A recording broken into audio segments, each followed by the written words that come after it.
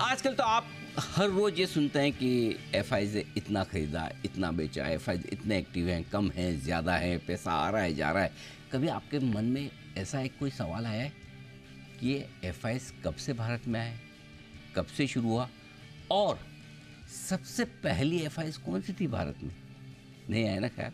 आज मैं आपकी मुलाकात करवाने जा रहा हूँ एक बेहद ख़ास मेहमान से। जी हाँ, वो उस एफआईज के साथ हैं जो हिंदुस्तान में सबसे पहली बार है। जी हाँ, हिंदुस्तान की सबसे पहली एफआई। आइए मुलाकात करते हैं रिदम देसाई साहब से, जो मैनेजिंग डायरेक्टर और चीफ इक्विटी स्ट्रेटेजिस्ट हैं मॉर्गन स्टैनली के। 26 साल से ज़्यादा का लंबा गहरा अनुभव सिर्फ मॉर्गन स्टैनली के साथ है रिदम सर का।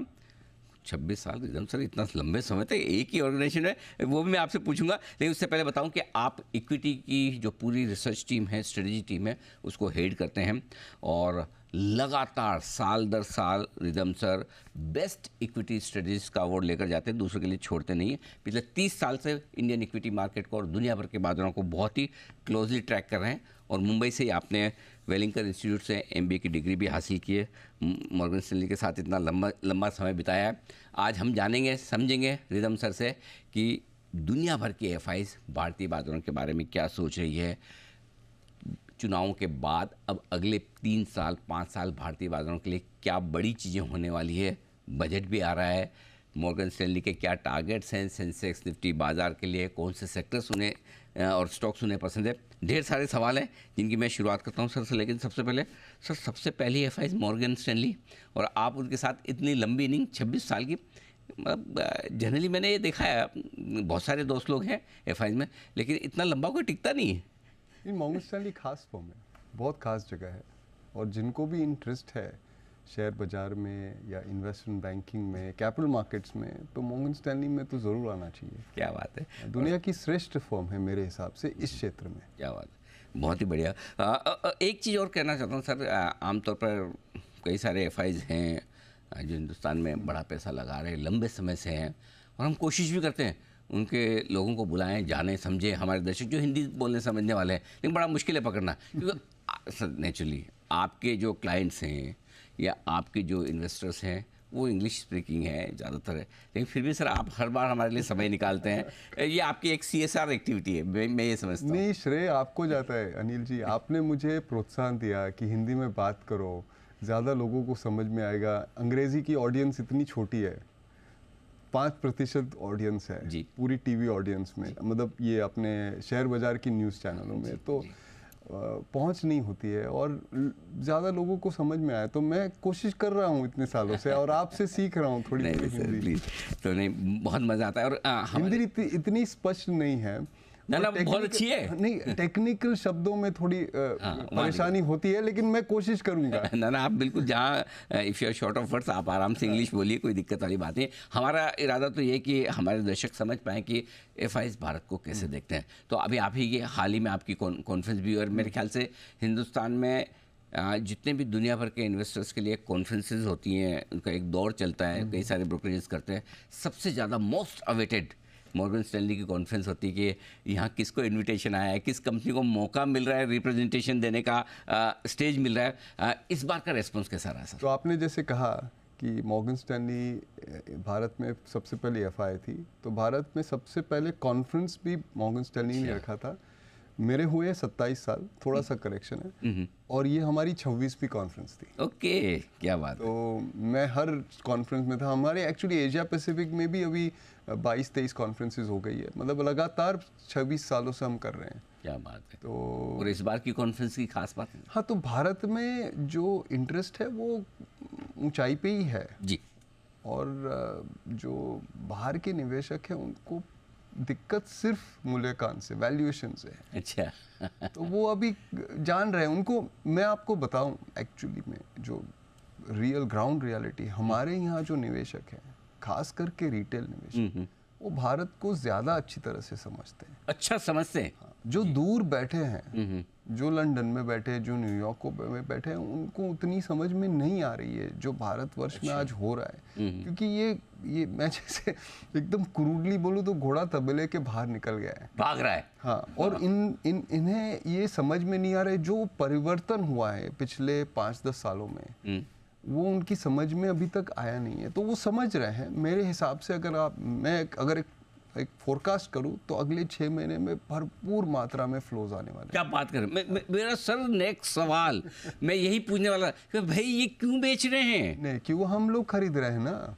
आप समझो, हाँ। अगर आप एक टोटल मारो तो कुछ डेली बेसिस पे 1500 करोड़ की बाइंग हो रही है।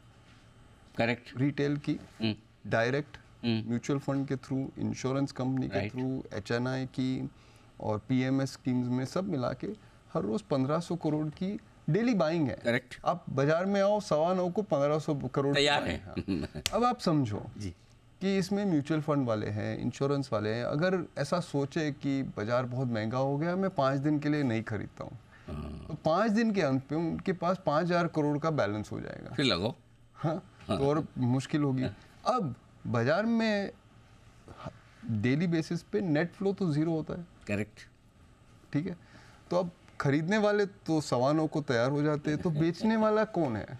तो बेचने वाला आज के देश में सिर्फ बाहर के इन्वेस्टर है। वही तो माल दे रहे हैं जो लोकल्स खरीद रहे हैं। अब ऐसा होने वाला है अगले 6 महीने में कि एक तीसरा खिलाड़ी अंदर आ रहा है। अच्छा। जो माल देगा वो है कॉर्पोरेट प्रमोटर। हाँ, कंपनीज। अब कंपनीज ने कैपिटल रेस करने वाले हैं। तो जैसे ही ये सब इश्यूज शुरू हो गए और एकदम जल्द में आने वाले हैं ये इश्यूज, सब लाइंड अप है। आप सेबी की डेटा में देख लो, सब लोग ने फाइलिंग कर दी है और अब लॉन्च होंगे। जैसे ही वो आए, उनके इश्यूज को खरीदने के लिए बाहर के निवेशक आ जाएंगे। तो आपको अब एक समय आएगा जब सेलर जो है, जो बेचने वाला है, वो कंपनी होगी और खरीदने वाला हमारे लोकल होंगे और बाहर के निवेशक होंगे। तो इतना सिंपल है, इसमें ज्यादा सोचने की जरूरत नहीं है। तो मतलब जो भी सप्लाई आएगी कंपनी की तरफ से या प्रोमोटर्स की तरफ से, चाहे वो QIP इश्यूज वगैरह हो, फंड रेजिंग प्लान्स हो, या फिर प्रोमोटर बेच के निकले, लेकिन सामने फिर FIs तैयार हो जाएंगे। अनिल जी, कोई तो सेलर चाहिए ना। बात तो सही। हाँ, बहुत साल पहले की बात है, 93 से FIs को सरकार ने अनुमति दी। 93 से लेके 2013 तक सिर्फ वही खरीद रहे थे, क्योंकि हमारे इन्वेस्टर लगातार बेचे ही जा रहे थे। 2014 में ये सब बदलने लगा। 2015 में प्रधानमंत्री ने पहली बार प्रोविडेंट फंड और नेशनल पेंशन स्कीम को परमिशन दी कि आप शेयर बाजार में खरीद सकते हो। और मैं आपको एक इतिहास बताता हूँ। यही चीज अमेरिका में 1980 में हुई थी।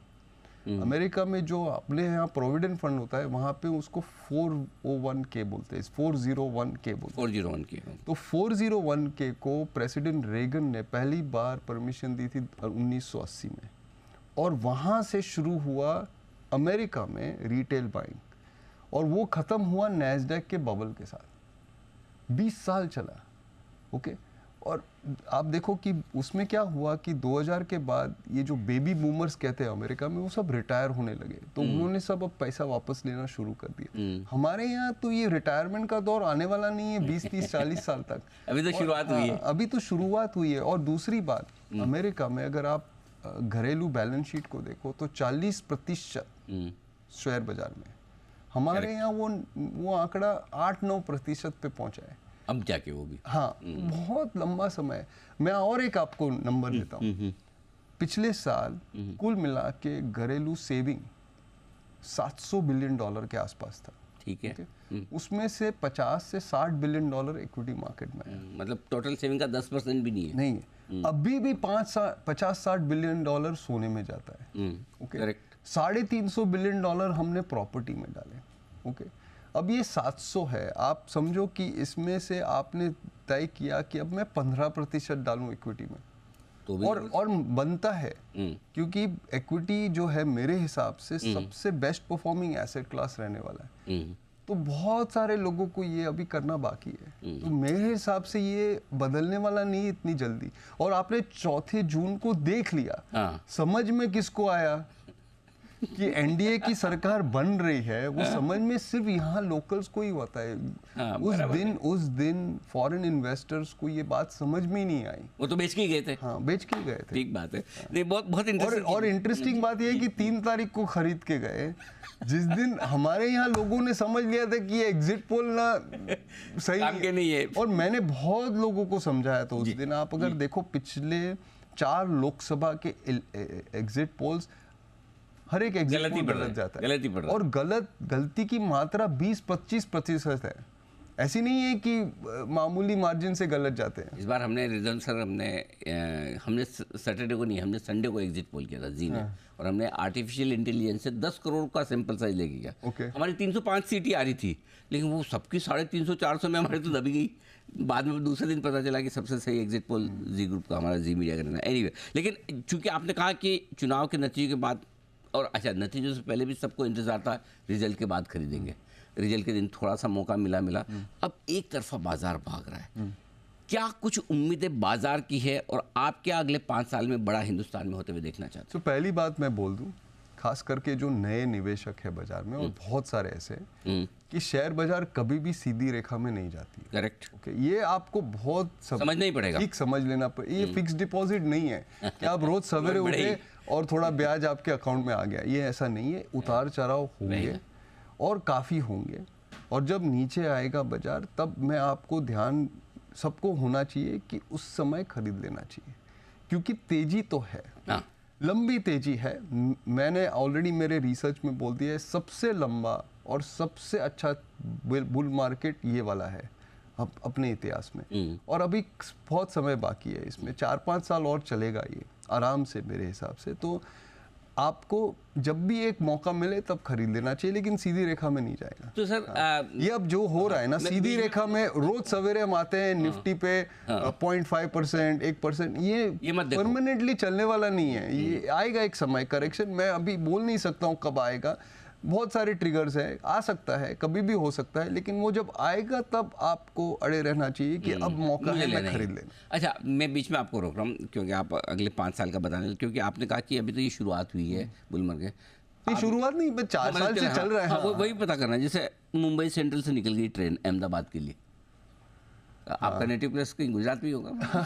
नहीं, मुंबई सेंट्रल अहमदाबाद आपके दर्शकों को समझेगा नहीं। मुंबई टू चर्चगेट टू बोरिवली रखते हैं। चर्चगेट टू बोरिवली रखते हैं। तो हम कहीं माहिम के आसपास पहुंचे, माहिम बांद्रा के आसपास पहुंचे। लेकिन वो मुंबई वालों को ही समझेगा, इसलिए मैंने ओके तो फिर मुंबई दिल्ली रखते हैं। हाँ, मुंबई दिल्ली रखते हैं। मुंबई दिल्ली से हम कहाँ पहुंचे?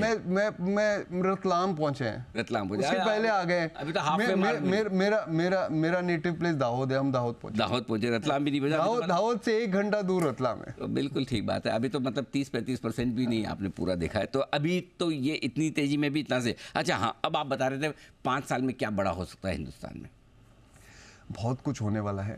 3 चीज़ पे मैं ध्यान देता हूँ, क्योंकि शेयर बाजार की पर्सपेक्टिव से बात करनी है। तो पहली जो है ना, और सबसे जो महत्वपूर्ण बात ये है कि ये सरकार, एक तेजी क्यों चल रही है, पहले हम समझ लेना। तेजी इसलिए चल रही है क्योंकि पिछले 10 सालों में भारत ने मैक्रो स्थिरता पे बड़ा ध्यान दिया है। Okay, correct. और मैक्रो स्थिरता से ऐसा हुआ है कि जो आपका जो इन्फ्लेशन वॉलेटिलिटी है, जो आपकी महंगाई के दर की वॉलेटिलिटी, जो उतार चढ़ाव होता है, वो थम गया है।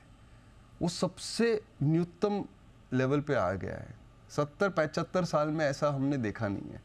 और उसके कारण शेयर बाजार में, रुपये में, बॉन्ड मार्केट में, सब जगह वॉलेटिलिटी थम गई है। करेक्ट। अगर आप देखो तो पूरी दुनिया में ऑफ कोर्स तेजी जापान में भी चल रही है, अमेरिका में भी चल रही है, लेकिन सबसे लीस्ट वॉलेटाइल मार्केट जहाँ पे सबसे कम उतर चढ़ाव हो रहा है, वो भारत है। और उसका कारण ये है, ये फंडामेंटल रीजन है।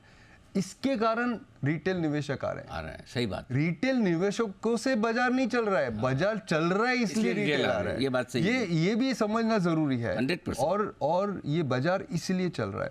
अब हमने जो मैक्रो स्थिरता पे ध्यान दिया है, उसके कारण जो हमारा ग्रोथ हो रहा है वो काफी रिलायबल हो गया है।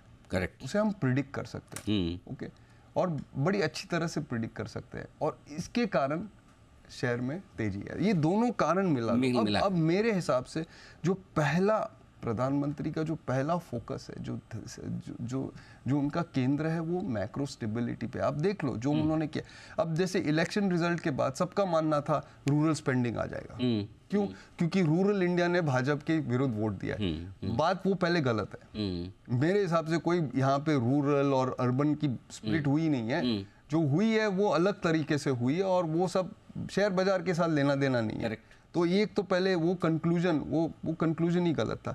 दूसरी बात ये है कि जो सरकार ये जो कर रही थी पिछले 5-7 सालों में, उन्होंने क्या किया है रूरल इंडिया में कि हमें गरीबों को अपॉर्चुनिटी देनी है। जेबों में पैसे देने से कोई गरीबी के बाहर नहीं निकलता है। सही बात है, आपका उसको हाँ, तो हमें सामाजिक इंफ्रास्ट्रक्चर बनाना है। करेक्ट। जैसे आप घर बनाओ, घर में आप पानी लेके आओ, बिजली लेके आओ, तो वहाँ पे जो बच्चा है वो पढ़ सकता है। सही बात है। वो बीमार नहीं पड़ेगा। ओके, आप हेल्थ केंद्र खोल दो, रास्ते सड़क बनाओ, तो वो फिर अर्बन सेंटर में आ सकता है। तो ये सब जो है सामाजिक जो सोशल इंफ्रास्ट्रक्चर है, उसी पे ध्यान है, और मुझे लगता है वहाँ पे ये काम जारी रहेगा। ये काम बहुत अभी बाकी है करना। इलेक्ट्रिसिटी, बिजली पहुंच गई है। 95% गाँव में इलेक्ट्रिसिटी पहुंच गई। ये बड़ा अंतर हुआ है पिछले 10 सालों में। ओके, लेकिन अब सड़कें भी बन गई है, जल का काम बाकी है, टॉयलेट का काम बाकी है, हेल्थ सेंटर का बड़ी मात्रा में काम बाकी है। सिर्फ 25% गाँव में आज हेल्थ सेंटर है। तो वो ये सब होगा, ये सब काम अब होंगे, ये सब काम अब होगा। तो ये इससे होने से अब आप देखो पिछले 10 सालों में हमारी गरीबी आधी हो गई है। ओके, और इसको शून्य पे लाने के लिए ये काम करना जरूरी है। 5 साल में शून्य नहीं होगा, बट बहुत सारी गरीबी कम हो जाएगी। दूसरा जो काम है वो है फिजिकल इंफ्रास्ट्रक्चर, और वहां पे सबसे मुझे ध्यान रेलवेज में लग रहा है। ओके, हाँ, क्योंकि ना इंडिया का लॉजिस्टिक्स कॉस्ट है। आज एक जगह से दूसरे जगह आपको जो सामान जो ट्रांसफर करना है, उसमें 14% GDP का खर्चा लग जाता है। 14%, बहुत बड़ा। वो रेलवेज के आने से ये आधा हो जाएगा, 7-8%। ओके, रेलवेज में अब एक काम जो हो गया है वो इलेक्ट्रिफिकेशन का है। 10 साल पहले ज्यादातर हमारी ट्रेनें डीजल लोकोमोटिव, कोयला वगैरह, अब इलेक्ट्रिक पे चल रही है। करेक्ट। अब ये सब ट्रैक अपग्रेडेशन हो रहा है, तो उससे क्या होगा कि अब हमारी जो माल गाड़ियां हैं वो तेजी से 2015 में मैंने रेल फ्रेट कॉरिडोर भी तैयार नहीं, मैंने 2015 में एक कैलकुलेशन किया था कि हमारी माल गाड़ियां 20 किलोमीटर प्रति घंटे चलती है। मतलब आप उससे हाँ, स्पीड, आप उससे फास्ट साइकिल कर सकते हो। साइकिलिंग करते हो तो 25 किलोमीटर हो जाती है। तो ये अपनी मालगाड़ी की हालत थी। अब जाके वो 40 पे पहुंची है, और मुझे लगता है अगले 5 साल में 80 पे पहुंच जाएंगे। तो आप समझो इसका क्या परिणाम होता है। एक तो पहले आपका जो माल है, ओके, इन्वेंट्री जिसको कहते हैं, वो बहुत कम हो जाती है, क्योंकि एक जगह से दूसरी जगह जल्दी पहुंच जाती है। दूसरा जो खर्चा है वो कम हो जाता है। तो कॉर्पोरेट इंडिया को बड़ा फायदा होगा, इकोनॉमी को फायदा होगा। तो फिजिकल इंफ्रास्ट्रक्चर, तो पहली बात है मैक्रो स्थिरता, दूसरी बात है सोशल और फिजिकल इंफ्रास्ट्रक्चर, और तीसरा जो है मेरे हिसाब से मैन्युफैक्चरिंग में। अच्छा। अब आप देखो पिछले 75 साल में हमारा जो मैन्युफैक्चरिंग का GDP में जो कंट्रीब्यूशन है वो लगातार गिरते गए। करेक्ट।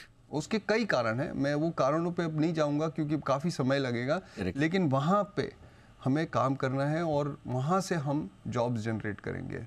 ओके, तो ये नौकरियाँ वहीं से आएगी। तो मैन्युफैक्चरिंग का जो कंट्रीब्यूशन है GDP को, वो अब 5 सालों में और बढ़ेगा। ऑलरेडी बढ़ चुका है, बॉटम हो चुका है, लेकिन वहाँ से और बढ़ेगा। तो आप देखो डिफेंस, इलेक्ट्रॉनिक्स, रेलवेज की बात हो गई, semiconductors, food processing, aerospace, space, ये सब चीज़ों में इंडिया का जो कंट्रीब्यूशन, आप देखो पिछले 2 हफ्ते पहले, मुझे पता नहीं आपके दर्शकों को पता है, एक प्राइवेट कंपनी अग्निकुल करके, उन्होंने इसरो के स्थान से एक रॉकेट फायर किया, जिसका जो इंजन था वो single piece 3D printed engine था। अच्छा। दुनिया में सबसे पहले काम करने वाली कंपनी ये है। अच्छा। किसी ने और नहीं, नासा ने नहीं किया है, चाइना ने नहीं किया है। हम 3D प्रिंटिंग अब इंजन की कर सकते हैं, रॉकेट्स की। क्या बात। हाँ, तो ये जो है, ये सब काम हो, बड़ा प्रोत्साहन है सरकार की तरफ से कि ये सब हो। और डीप टेक्नोलॉजी जिसे कहते हैं, वहाँ से हमें काफ़ी बड़ा अपसाइड मिलेगा। डीप टेक्नोलॉजी के क्षेत्र में ये जैसे रॉकेट का काम है, ड्रोन्स का काम है, फिर आप नए ड्रग्स की शोध हो रही है, पानी के क्षेत्र में काफ़ी काम हो रहा है, तो ये सब हो रहा है। तो मुझे लगता है कि ये 3 चीज़ों पे सरकार का केंद्र होगा। चलिए, बहुत इंटरेस्टिंग चीज़ आपने बताई। एक तो सोशल इंफ्रास्ट्रक्चर, मैन्युफैक्चरिंग और ये सारी चीज़ों पर जो गवर्नमेंट का फोकस बनने वाला है, इससे ग्रोथ आएगी, लोगों का अपलिफ्टमेंट होगा। अब मार्केट पर आता हूँ। आमतौर पर हम मॉर्गन स्टैनली की रिपोर्ट्स हर रोज़ सुबह देखते हैं, आज रिपोर्ट किस पे आई है, रिसर्च कहाँ से निकली है, आपके मार्केट के टारगेट। पहले ब्रॉडली मार्केट पर बात कर रहा हूँ, कितनी तेज़ी आपको दिख रही है? सेंसेक्स के क्या टारगेट मॉर्गन स्टैनली ने रखे हैं? पहली बात कि इक्विटीज़ को ऐसे 1 साल 2 साल के लिए देखना ही नहीं चाहिए। 10 साल के कम व्यू होना ही नहीं चाहिए। मैं बार बार बोलता हूँ आपको जी, 10 साल से कम होना ही नहीं। आप 10 साल 15 साल से बोल भी रहे हैं, सही भी बोल रहे हैं। 10 साल से कम, अगर आप 10 साल से कम समय के लिए आए ना, तो आप पैसे हार जाओगे। पैसा अगर आपको वेल्थ बनानी है, तो उसके लिए आपको 10 साल का व्यू रखना चाहिए। और 10 साल में मुझे लगता है कि अब जैसे कि भारत 5वें स्थान पे है मार्केट कैप के हिसाब से, 3रे स्थान पे आराम से आ जाएगा, 2रे स्थान पे भी आ सकता है। ओके, क्योंकि वो इस पे भी निर्भर है कि चाइना और जापान में क्या हो। करेक्ट। बट ये हो भी सकता है कि अमेरिका के बाद नंबर 2 का सब दूसरे, इकोनॉमी 3रे स्थान पे हो सकती है, लेकिन बाजार 2सरे स्थान पे आ सकता है। तो ये हो सकता है अगले 10 साल में। और अगले 10 साल में मुझे लगता है कि निवेशकों को 12 से 15% एनुअल कंपाउंडिंग इंडेक्स में या मार्केट में मिल जाएगा। फिर आपने सही स्टॉक्स खरीदे तो उससे ज़्यादा भी हो सकता है, लेकिन 12 से 15% का रिटर्न हो सकता है सालाना। आराम से 12 से 15% का रिटर्न बन सकता है। अब जो आपने कहा, एक जैसे बड़ा काम रेलवे में हो रहा है, लेकिन इस वक्त मार्केट में आपको क्या पसंद है? कहाँ मॉर्गन स्टैनली बहुत बुलिश है? कौन से सेक्टर्स, कौन से थीम्स आपको ज़्यादा पसंद आती है? 4 चीज़ पे मैं फोकस कर रहा हूँ। ओके, पहली प्राइवेट सेक्टर बैंक्स। ओके, निजी क्षेत्र में जो बड़ी बैंक्स हैं, मुझे लगता है वहाँ पे बड़ी तेजी है। ओके, अब 15 से 16% के आसपास क्रेडिट ग्रोथ है। और हमारे अनुसार आरबीआई रेट्स काटने वाली नहीं है। नहीं, अभी नहीं काटेगी। ज़रूर जो लोग कहते हैं कि आरबीआई को रेट काटना चाहिए, मैं पूछता हूँ क्यों? ग्रोथ का कोई प्रॉब्लम नहीं है, हमारे पास समस्या नहीं है। महंगाई का दर उनके टारगेट से थोड़ा ऊपर है, तो वापस उसको नीचे लाना है। जब आपको ग्रोथ की कोई समस्या नहीं है, तो इंटरेस्ट रेट काटने का क्या प्रयोजन है? राइट, कोई मतलब नहीं है उसका। तो स्टेबल रेट एनवायरनमेंट है, अच्छा ग्रोथ है और स्टॉक सस्ते हैं। तो ये मेरे हिसाब से सबसे बड़ा यहाँ पे, और पिछले 1 हफ्ते से थोड़े अभी बढ़ रहे हैं, लेकिन और बाकी काफ़ी बट हाँ, प्राइवेट बैंक्स इन जनरल सस्ते हैं। हाँ। फिर दूसरा है कंजम्पशन में। अब कंजम्पशन में 2 चीज़ें हो रही है अनिल जी। पहला तो ये है कि जो ये हमारा होता है कंजम्पशन पिरामिड, ऐसा है। ऊपर सिर्फ 50 लाख घर है जो बड़े उनकी इनकम हाई है, उनकी वेल्थ हाई है, जो आप वेस्टर्न इकोनॉमीज की तुलना में कहोगे कि वो अमीर है। ज़्यादातर लोग यहाँ पे हैं, नीचे है, bottom of the pyramid, bottom. वहाँ से अब हमारा अनुमान है कि अगले 10 साल में 10 करोड़ घरे उठेंगे। 10 करोड़, अच्छा, करीबन 45 करोड़। टॉप में 50 लाख ही हैं। हाँ। लेकिन बॉटम से 10 करोड़, 45 नहीं, ऊपर नहीं जाएंगे, बीच में आ जाएंगे। 45 करोड़ लोग आ जाएंगे बीच में, मिडिल क्लास से मिडिल क्लास हो जाएंगे। तो आप देखो, सब चीज़ें जो मिडिल क्लास खरीदती है वहाँ पे बड़ी तेजी है। आप घर को पेंट करना चाहते हैं, आप एक स्कूटर खरीदना चाहते हैं, फ्रिज खरीदेंगे, स्कूटर खरीदेंगे, गाड़ियाँ छोटी वाली। हाँ, तो ये सब आप बच्चे को स्कूल भेजोगे, ये भी होगा। ओके, क्योंकि काफ़ी लोग यहाँ नीचे 10वीं कक्षा के बाद पढ़ाई नहीं करते, वो भी होगा। तो वो एक है। और दूसरा जो ऊपर है 50 लाख, वो हमारे एस्टिमेट से 2.5 करोड़ हो रहे हैं। 2 करोड़ और घर, मतलब करीबन 9 से 10 करोड़ लोग। आप BMW खरीद पाएंगे, आईफोन खरीदेंगे, लुई विटॉन का पर्स खरीदेंगे। ओके, ठीक है। और इंडिया की भी सारी कंपनीज है, मैं तो विदेशी कंपनीज के बारे में बात करूँ, जो लग्जरी गुड्स जिसे कहते हैं, वहाँ पे तेजी, ज़्यादा पैसा आने के बाद आपकी तो कंजम्पशन में, मास कंजम्पशन में तेजी है, रिटेल में तेजी है, क्योंकि मास कंजम्पशन होने से लोग स्टोर में जाते हैं। और ऊपर वहाँ पे भी तेजी है, तो दोनों तरफ कंजम्पशन में। तीसरा जो क्षेत्र है वो है इंडस्ट्रियल्स। ओके, उत्पादन के क्षेत्र में जो सप्लाई चेन में आते हैं, जो फैक्ट्रियाँ बनाते हैं, जो इंफ्रास्ट्रक्चर बनाते हैं, वहाँ पे काफ़ी तेजी है। वहाँ वैल्यूएशन जैसे कहते हैं थोड़े महंगे हैं, लेकिन सिलेक्टिवली मुझे लगता है अगले 5-10 साल में कंपनीज इसमें कैपिटल गुड्स टाइप की कंपनी सब आ जाएंगी। इसमें कैपिटल गुड्स, इंफ्रास्ट्रक्चर बहुत सारी आ जाती है और उनका कामकाज ठीक रहेगा। और चौथा जो है वो है आईटी सर्विसेज। अब आज आईटी सर्विसेज स्टॉक्स सब ऊपर है, और कारण मेरे हिसाब से ये है कि जो आर्टिफिशियल इंटेलिजेंस में काम हो रहा है दुनिया भर में, अब हुआ ऐसा है, अब मैं इंटरनेट की तुलना में करता हूँ, ये थोड़ा लोगों को समझ में आएगा कि 90s के दशक में, जब 90s का दशक ख़त्म हो रहा था, तब बहुत सारी कंपनी अमेरिका में इंफ्रास्ट्रक्चर बना रही थी इंटरनेट के लिए। और फिर वहाँ से जब 2000 के सालों में आए हम, तब सब प्रोडक्ट्स बनाने लगे कि अब कंज्यूमर से कैसे हम पैसे बनाएंगे। अब आर्टिफिशियल इंटेलिजेंस में अगले 2 साल में यही होगा, इंफ्रास्ट्रक्चर बन रहा है, तो वो जो इंफ्रास्ट्रक्चर रिलेटेड स्टॉक्स है अमेरिका में, आप देख लो बड़ी तेजी में है, क्योंकि बहुत डिमांड है उधर। अब एप्लीकेशन पे फोकस होगा। अब एप्लीकेशन बनाने के लिए आपको सॉफ्टवेयर इंजीनियर्स चाहिए, काम यहाँ आएगा। तो कल एक अमेरिकी आईटी सर्विसेज कंपनी, जो दुनिया की सबसे लार्जेस्ट कंपनी, उन्होंने रिपोर्ट किया, अब उनका quarter on quarter AI related order book double हो गया। तो ये जो थोड़े समय पहले से, साल 1.5 साल 2 साल पहले, सारे आईटी स्टॉक बड़े अंडर परफॉर्म कर रहे हैं। लोगों को डर था ये एआई आके गेम बिगाड़ ना दे, लेकिन यही मौके बन रहे। नहीं, गेम बिगड़ सकता है, लेकिन वो 5 साल बाद की बात है, अभी नहीं, आज नहीं है। वो बाद में देखा जाएगा। और अपनी आईटी कंपनीज को अंडर एस्टिमेट नहीं करनी चाहिए। वो तैयारी करेंगे उनके लिए, उसके लिए, और वो देखा जाएगा। लेकिन आज एक अपॉर्चुनिटी आ रहा है, उनको धंधा मिलेगा। एक आपने जब सोशल इंफ्रास्ट्रक्चर की बात की, तो आपने रेलवेज की बात की, राइट? तो क्या रेलवेज, डिफेंस, बाकी ऑयल एंड गैस स्पेस से, एनर्जी से जो सरकारी कंपनियां हैं, और आप चूँकि सरकार पे भी आपने कहा कि पिछले 10 साल में काफ़ी काम हुआ, बुलिश रहे, तो क्या इन स्टॉक्स में अभी भी आपको लगता है कि जगह है, या टू मच टू फास्ट, ज़्यादा भाग गए, थोड़ा वैल्यूशंस वगैरह कैसे देखते हैं पूरी स्पेस को? क्योंकि आजकल रिटेल का सबसे ज़्यादा इंटरेस्ट वही है सर। नहीं, इक्विटी इन्वेस्टिंग में ऐसा है कि एक तो होता है ग्रोथ और दूसरा होता है भाव। भाव से खेलने हमेशा ज़्यादा इम्पोर्टेंट है, क्योंकि ग्रोथ हमें पता नहीं है। करेक्ट। आपने गलत भाव से शेयर खरीदे तो आप ग्रोथ कितना भी आ जाए, आप पैसा नहीं बना पाएंगे। राइट। आईटी सर्विसेज कंपनीज को अगर आपने 2000 की साल में खरीदा होता, फरवरी 2000 में, तो 15 साल तक या 12 साल तक कुछ भी पैसा, और ग्रोथ की कोई कमी नहीं थी। हर साल आके आईटी सर्विसेज कंपनी ने ग्रोथ किया था, लेकिन वो गलत भाव भी गलत था। तो वो तो ध्यान देना बहुत आवश्यक है। ओके, तो भाव से ही खेलना चाहिए। अब कुछ शेयर ऐसे हैं जहाँ पे भाव बहुत बढ़ गए हैं, कुछ ऐसे हैं जहाँ पे अभी भी भाव ठीक है, लेकिन ये करेक्शन होगा तब ले लेना।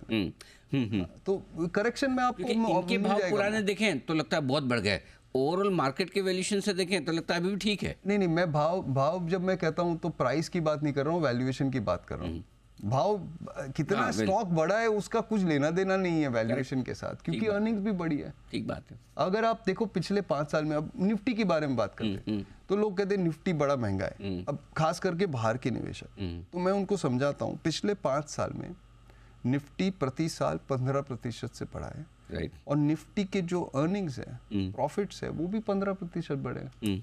तो आज आप मुझे समझा रहे हो निफ्टी महंगा है, वो 2019 में भी वही हाल था, ज्यादा फर्क नहीं था।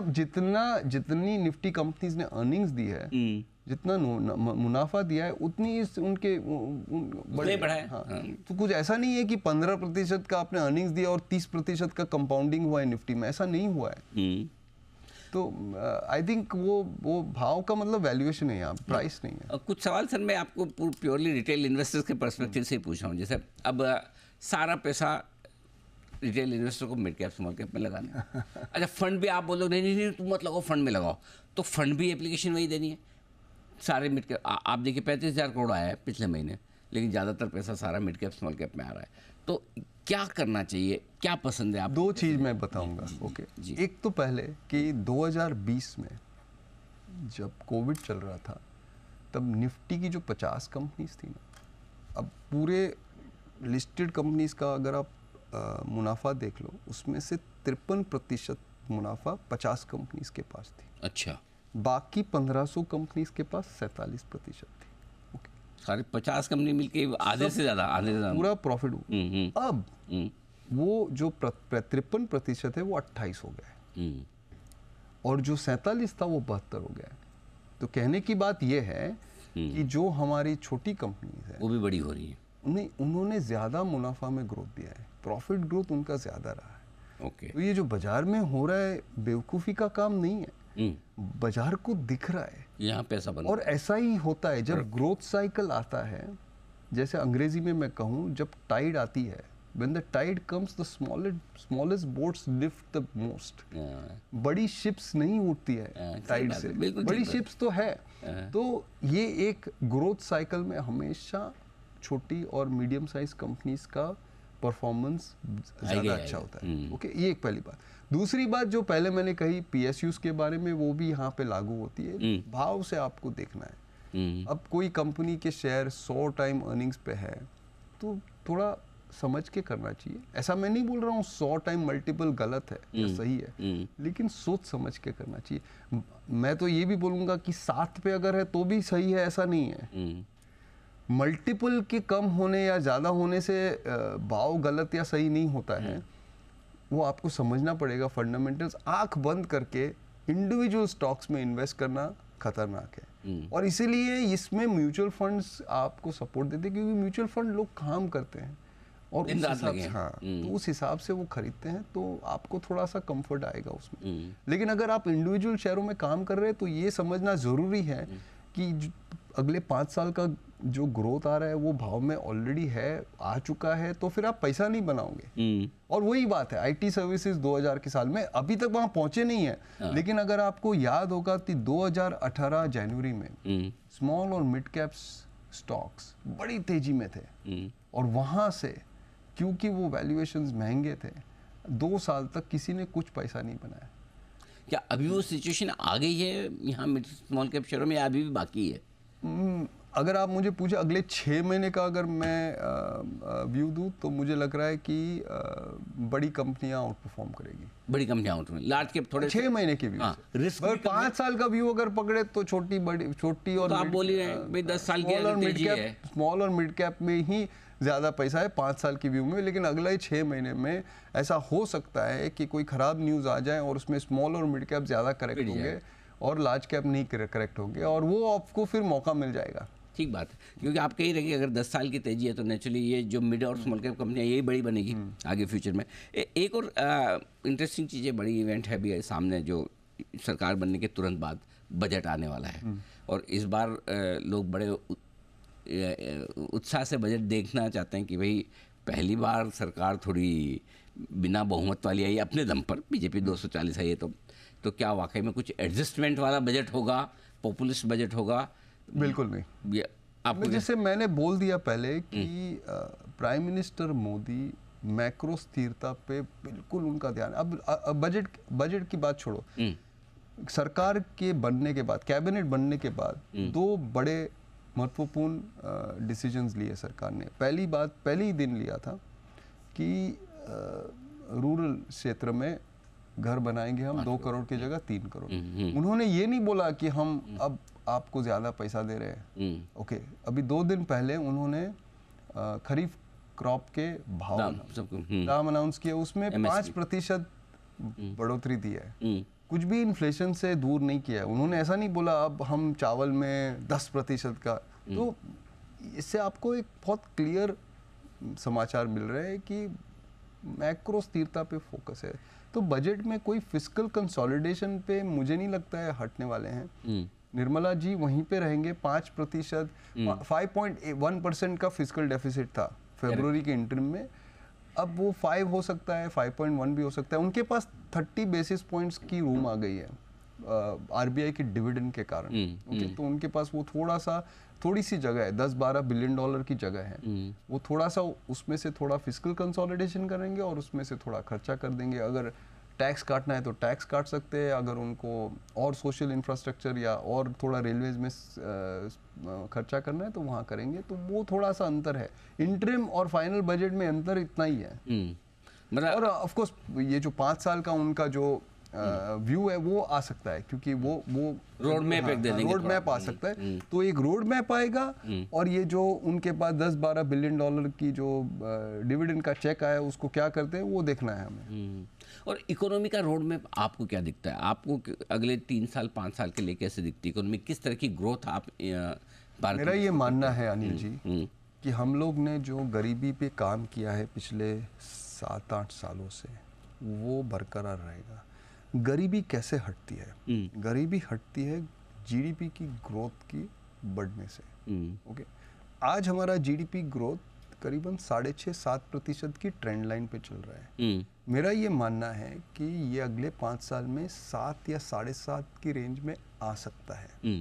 ओके, क्यों नहीं आया है? क्योंकि सरकार को हमेशा ये चिंता रहती है कि अगर ग्रोथ ज़्यादा बढ़ गया तो महंगाई का दर बढ़ जाएगा, और महंगाई के दर के बढ़ने से नुकसान सिर्फ गरीबों का होता है, हमारा नहीं होता है। करेक्ट। तो इसीलिए ये एक बहुत फाइन बैलेंस है। आई डोंट नो आप हिंदी में क्या बोलोगे, फाइन बैलेंस है। ग्रोथ और महंगाई, ग्रोथ और महंगाई दोनों में संतुलन बनाना है। संतुलन बनाना है। तो हो सकता है कि हम अब इसमें ना हमारी क्या मजबूरियां हैं? मजबूरियां ये है कि 2 मजबूरियां हैं और ये रिस्क फैक्टर्स भी है हमारे। एक तो जो दुनिया की हालत है वो अच्छी नहीं है।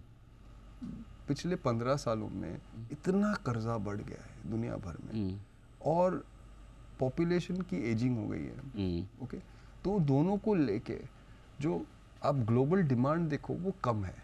जब चाइना ग्रो हो रहा था, जब चाइना बढ़ रहा था ना, तब ग्लोबल डिमांड काफी स्ट्रांग थी। तो ग्लोबल ग्रोथ एवरेज 4% के ऊपर था। अब 3 की मुश्किल ही है यहाँ पे। तो ये एक प्रॉब्लम है इंडिया के लिए, क्योंकि भारत क्या कर रहा है? भारत अब बाहर जा रहा है, हमारा ग्लोबल एक्सपोर्ट्स में रेट बढ़ रहा है। तो बाहर की जो सिचुएशन है वो हमें हमारे लिए अब ज़्यादा महत्वपूर्ण है। तो पहली बात ये है। दूसरी बात कि हमारे यहाँ सप्लाई साइड कंस्ट्रेंट्स भी हैं। ओके, जैसे आप देखो जुडिशरी में, अगर हमारे पास कॉन्ट्रैक्ट लॉ है, लेकिन अगर आपका कोई कॉन्ट्रैक्ट डिस्प्यूट हो गया और आप कोर्ट में गए तो उसको तय करना समय लग जाता। तो ये एक फिर हमारे यहाँ आप देखो कि एजुकेशन में कंस्ट्रेंट है, थोड़ा सा स्किलिंग में। तो यहाँ इन क्षेत्रों में मुझे लग रहा है सरकार काम करेगी। जैसे सप्लाई बढ़ेगा ग्रोथ बढ़ेगा, तो ये दोनों साथ साथ चलेंगे। ठीक बात है। एक इंटरेस्टिंग चीज़ आपने कही, मैं ग्लोबल मार्केट्स पे एक आपसे राय लेना चाहता हूँ।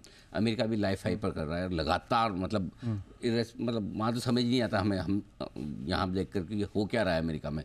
तो अमेरिका के मार्केट को लेकर, दुनिया भर के बाजारों को लेकर आपका क्या आउटलुक है, उसका क्या असर हमारे यहाँ पड़ेगा? आउटलुक मेरी एक्सपर्टाइज के बाहर है, लेकिन असर मैं आपको बता दूं। जी। तो पहली बात यह है कि जो मैक्रो स्थिरता, मैं बार बार मैक्रो स्थिरता पे आता हूं क्योंकि वो सबसे महत्वपूर्ण फाउंडेशन है।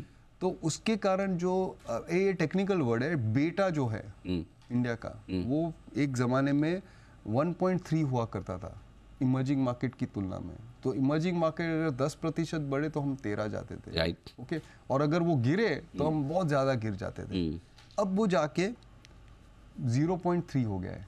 ओके, तो हम बड़े डिफेंसिव मार्केट हो गए। ठीक है, तो हमें जो बाहर हो रहा है उसका असर कम पड़ रहा है। तो ये पहली बात है। दूसरी बात ये है कि हम अब दुनिया के 5वें सबसे बड़े बाजार में हो गए। ओके, और सबसे बड़े बाजार में अगर कुछ उतार चढ़ाव आ गए तो उसका असर तो पड़ेगा ही पड़ेगा। तो अगर कल उठ के SPX 10% कोई कारणवश गिर गया तो ये नामुमकिन है कि निफ्टी बढ़े। गिरेगा, कम गिरेगा, 12 नहीं होगा। 10 साल पहले वो अगर 10 गिरता था तो निफ्टी 15 गिरते थे, अब 5 गिरेगा।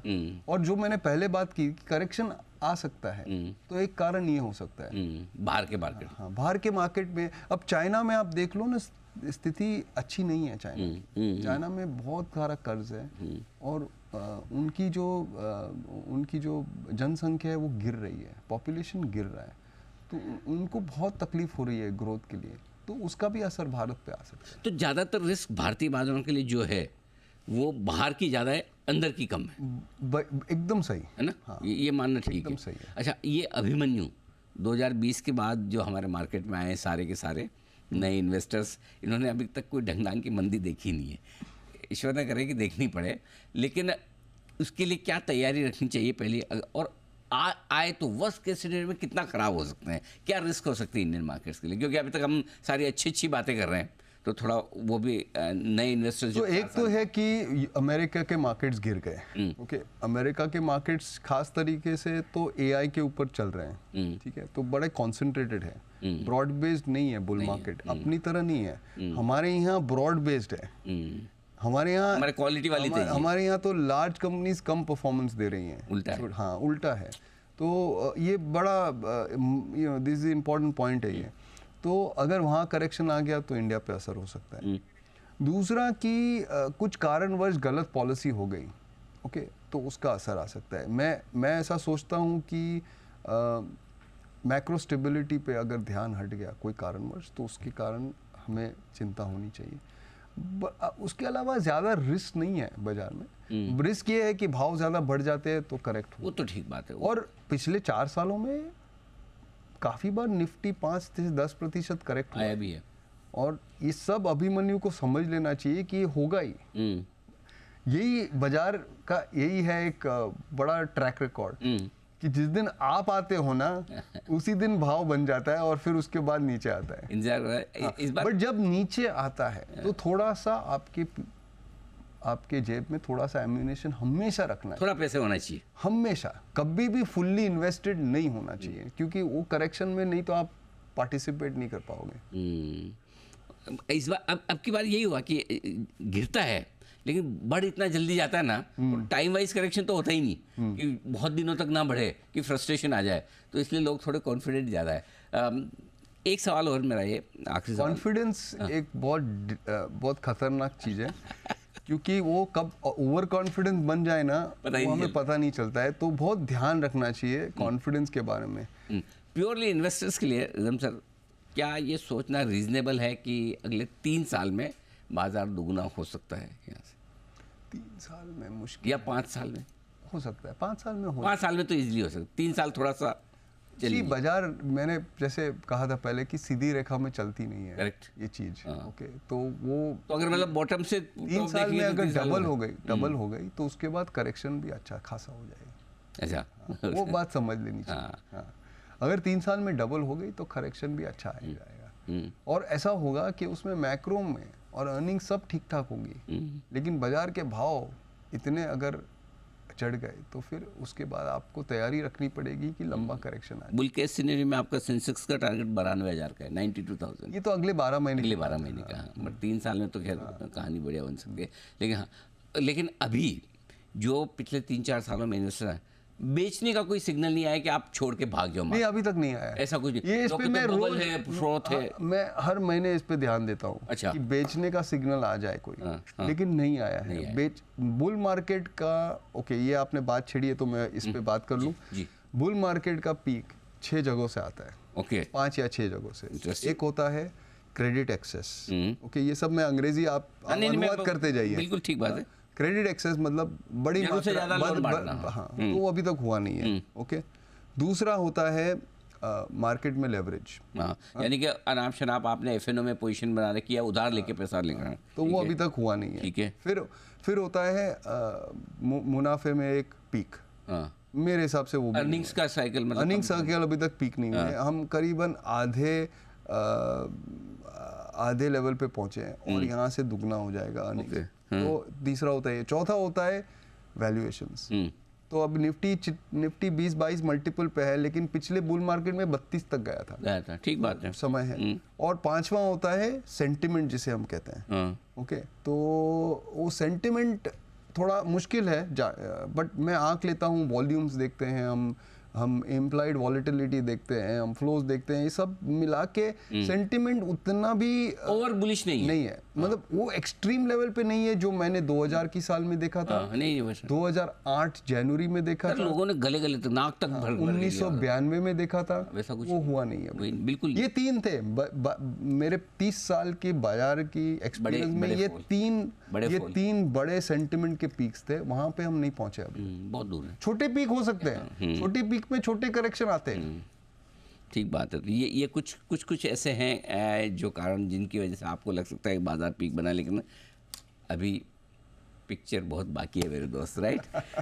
रिदम सर बहुत बहुत धन्यवाद आपका। और बात करते करते हमारा समय भी काफ़ी बढ़ गया, लेकिन आप आए स्टूडियो में, आपने हमारे दर्शकों को पूरा डायरेक्शन दिया है। एंड आई एम श्योर जो हमारे रिटेल इन्वेस्टर्स हैं पिछले 3-4-5 सालों में आए हैं, उनके लिए ये इंटरव्यू बहुत डायरेक्शनल होगा, काम का होगा, समझने वाला होगा कि एफआईज और एफआईज को गाइड करने वाले हमारे दिग्गज फंड मैनेजर्स और मॉर्गन स्टैनली के चीफ इंडिया स्ट्रेटजीज किस तरह से बाजार के बारे में सोचते हैं और देखते हैं। बहुत बहुत धन्यवाद। Thank you so much sir, thanks for coming. तो इस खास शो में इतना ही, मुझे दीजिए इजाज़त, बने रहिए हमारे साथ जी बिजनेस पर। नमस्कार।